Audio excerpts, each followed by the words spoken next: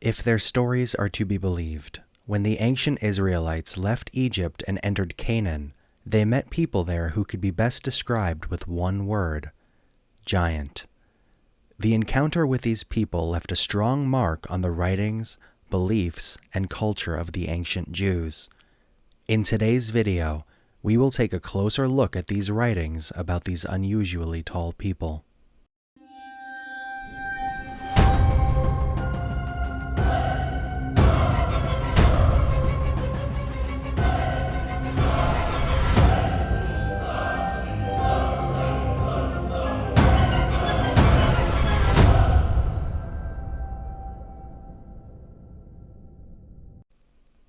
The giants are mentioned in the Bible for the first time in Genesis 6:4. I quote, "There were giants in the earth in those days, and also after that, when the sons of God came in unto the daughters of men, and they bare children to them. The same became mighty men which were of old, men of renown." In the original Hebrew text, instead of giant, the term Nephilim is used, the exact meaning of which is debated, but it is most likely that the word Nephilim comes from the Hebrew word naphal, which means to fall. So based on this, Nephilim probably means something like the fallen. In the Old Greek Bible, Nephilim was translated as giant, so we can assume that the term Nephilim was understood by the ancient Israelites to mean giants. How we should interpret the line that there were giants in the earth in those days is quite self-evident. But what exactly does the line, "when the sons of God came in unto the daughters of men, and they bare children to them," actually mean? The biggest issue with these ancient Jewish sources is that the majority of them were passed down orally and were only written down much later, and as these stories passed down through the generations, they changed. Because of this, several versions of the same story often survive. And this is true for the aforementioned quote from the book of Genesis. In order to fully understand what that quote means, we need to read another book, the book of Enoch. Enoch was the grandfather of the biblical Noah. The book of Enoch says that a group of angels were entrusted by God with looking over humanity. The book refers to this group of angels as the Watchers. In time, the Watchers begin to desire the human females. Eventually, they start taking wives for themselves, and from their union, the giants were born. Thus, the meaning of the part of the quote that says, "The sons of God came in unto the daughters of men, and they bare children to them," becomes apparent. According to the book of Enoch, the giants eventually begin to tyrannize and cannibalize humanity. The Watchers teach humans all kinds of technology, which eventually leads to wars and moral decay. To put an end to this state of affairs, God sends his archangels to earth, who lock up the Watchers and instigate a war between humanity and the giants, in which most of the giants die. Their souls will not go to heaven, but will haunt the earth as evil spirits until the end of time. In order to finish the work, God unleashes a flood upon the earth, which only Enoch's grandson Noah and his family survive. The text states quite clearly that the giants descend from fallen angels, or should I say demons. As far as I have seen it on the internet, many people who deal with the subject take this information literally, and they have a tendency of shoehorning the word Nephilim in all sorts of places it doesn't belong. In fact, they tend to claim that all kinds of supernatural creatures people tend to see are actually the biblical Nephilim, like Bigfoot or aliens. Personally, I think that there is a different reason why the ancient Israelites claimed that the giants descended from fallen angels. As we will see when the ancient Israelites entered Canaan, they came into conflict with these giants several times. Just think of the story of David and Goliath for an example. Let's imagine for a second that we are a goat herder somewhere in ancient Israel. One day, the rabbi informs us that we are going to march into battle against the neighboring tribe. The issue is that the members of the neighboring tribes are on an average 2 times taller than us, weigh 8 times as much as us, and they can kill us with their bare hands without too much of an effort. And after they're done with us, there's a good chance that they will feast upon our corpses. And all we are issued is a spear and a sling to fight them with. Well, if that were to happen to us, I assume we probably wouldn't feel very motivated to fight. And in order for this lack of motivation to be counterbalanced, our political and religious leaders come up with the idea that these people are the offsprings of demons, and that if we kill them, we fulfill a divine mission. So basically, the demonic origin of the giants is nothing more than ancient Jewish war propaganda, like how the Brits claimed that the Hunnic Germans were eating Belgian babies during World War I. A very similar story to the one presented in the Book of Enoch about the giants can be found in the so-called Book of Giants, which was found amongst the Dead Sea Scrolls. The text is partially incomplete, and the order of the various paragraphs is disputed, but according to modern reconstructions, its content sounds roughly like this.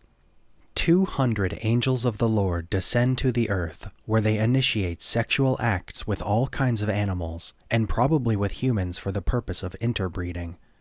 Since the original text is fragmented, I will not quote it, but when I read it, it reminded me more of some sort of genetic manipulation involving the entire planet's ecosystem, rather than some sort of sexual reproductive act. By the way, something similar is mentioned in the Book of Enoch, except there, this genetic manipulation is attributed not to the fallen angels, but to the giants. I quote, "And they began to sin against birds and beasts and reptiles and fish." For a moment, let's play with the idea that what is written here is more or less true. Could it be possible that the living organisms of the planet, including humanity, were artificially created by higher beings? And by higher beings, I don't necessarily mean aliens. Or could it be that antediluvian man was capable of genetic engineering living creatures? Let's get back to the Book of Giants. According to this book, the 200 angels, with their activities mentioned above, released a bunch of monsters into the world, presumably including the giants as well.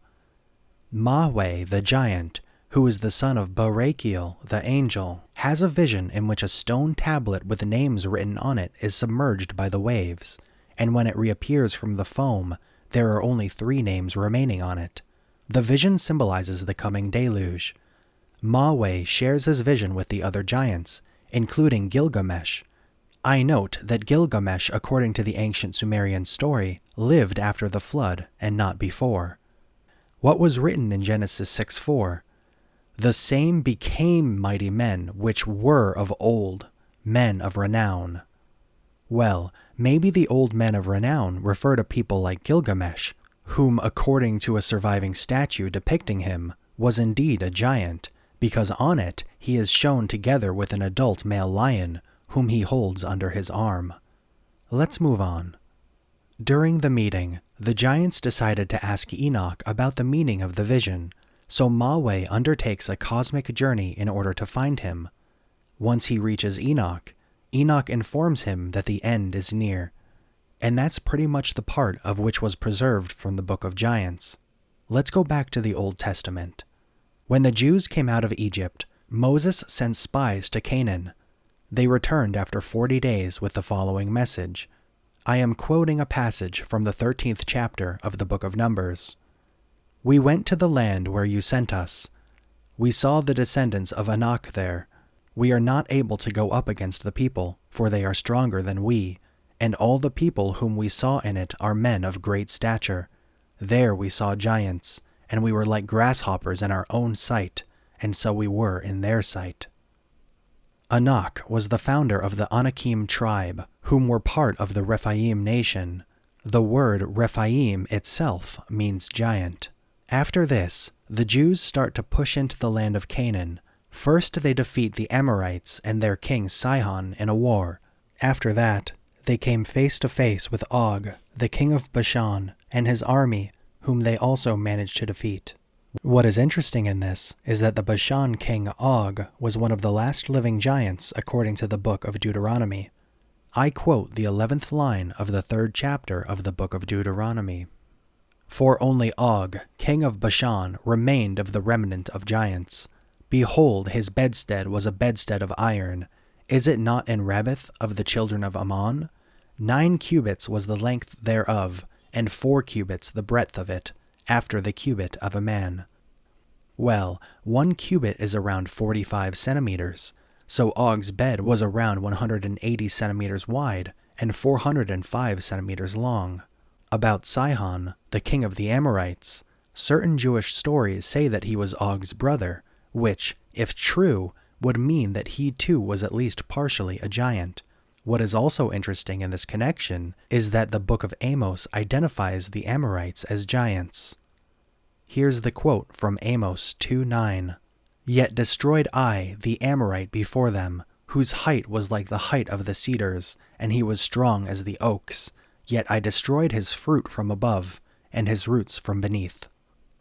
Furthermore, the Israeli spies whom reported the presence of giants in Canaan named the Amorites as one of the groups living there. Of course, it is also possible that the Amorites were simply taller people than the Israelites, but not so much as to require the name giant. In any case, the Jews continue their advance into Canaan, and in the time of Joshua, they managed to exterminate the last remaining giants from Canaan. Quote from the 11th chapter of the book of Joshua. At that time Joshua went and destroyed the Anakites from the hill country, from Hebron, Debir, and Anab, from all the hill country of Judah, and from all the hill country of Israel. Joshua totally destroyed them and their towns. No Anakites were left in Israelite territory. Only in Gaza, Gath, and Ashdod did any survive.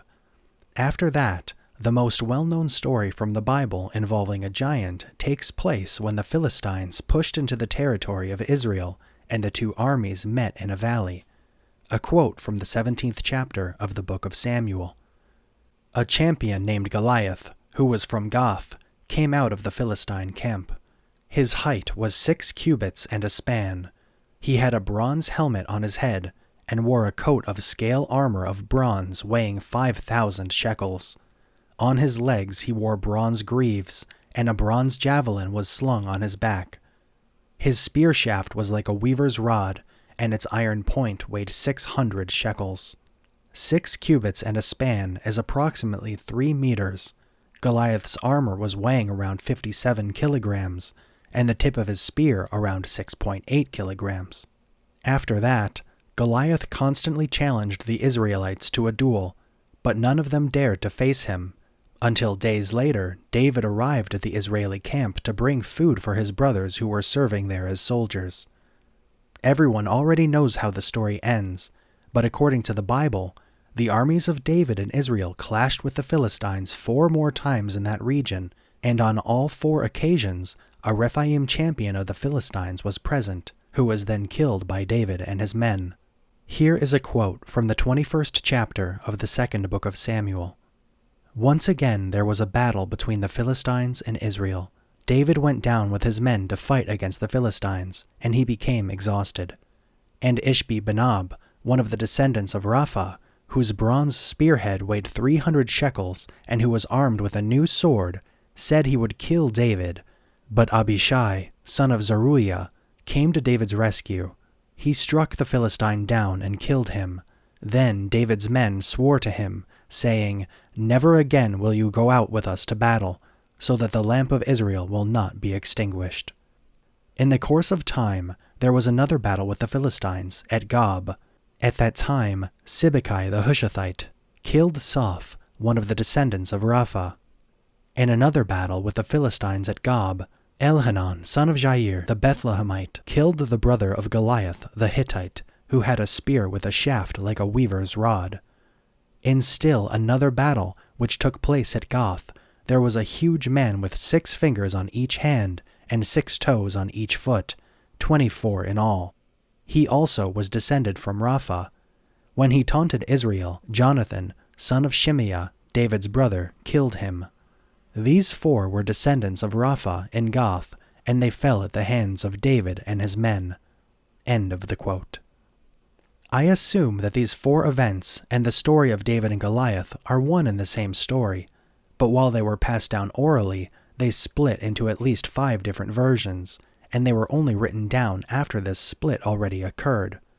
I would like to highlight one thing from the previous quote, namely that the last giant mentioned had 12 fingers on his hands and 12 toes on his feet, just like the giant of Kandahar. Giants are mentioned briefly a few more times in the Old Testament here and there, but that's pretty much it. In addition to the Old Testament, many other ancient Jewish books also mention giants. For example, the Book of Jubilees. Here's a quote from it. "But before, they used to call the land of Gilead the land of the Rephaim, for it was the land of the Rephaim, and the Rephaim were born there, giants whose height was 10, 9, 8, down to 7 cubits. But apart from old Jewish stories, do we have any other evidence that giants lived in the Middle East in early antiquity? Well, Flavius Josephus, a Jewish soldier turned historian who lived in the 1st century, writes the following line in one of his books, Antiquities of the Jews. I quote, "There were till then left the race of giants, who had bodies so large, and countenances so entirely different from other men, that they were surprising to the sight, and terrible to the hearing. The bones of these men are still shown to this very day."